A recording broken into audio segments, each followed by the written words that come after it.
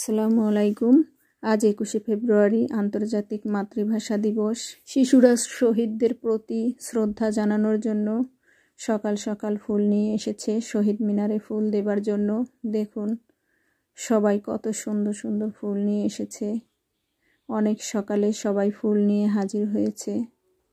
আজ যে 21শে ফেব্রুয়ারি শহীদ দিবস।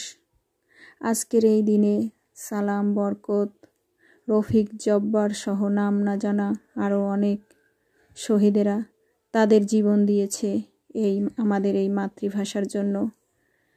তাদের জীবনের বিনিময়ে এখন আমরা সুন্দরভাবে কথা বলতে পারি, আমাদের মনের ভাব প্রকাশ করতে পারি।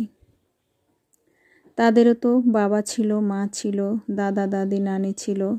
তারা তো জানতো যে তারা শহীদ হলে তারা অনেক কষ্ট পাবে।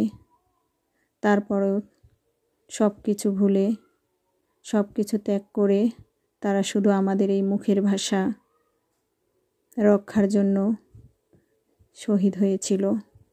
আমরা কি তাদের কথা ভুলতে পারি? আমরা কি তাদের অবদানের কথা কখনো ভুলব? নিশ্চয়ই কখনোই ভুলব না। তাই তো প্রতি বছর আমরা 21শে ফেব্রুয়ারিতে তাদের স্মরণে, তাদের প্রতি শ্রদ্ধা নিবেদন করার জন্য এবং তাদের প্রতি ভালোবাসা প্রদর্শনের জন্য আমরা সবাই ফুল নিয়ে সকালে হাজির হই। দেখুন ছোট ছোট শিশুরা সকাল সকাল কত ফুল নিয়ে হাজির হয়েছে শহীদ মিনারে শহীদদের শ্রদ্ধা জানানোর জন্য।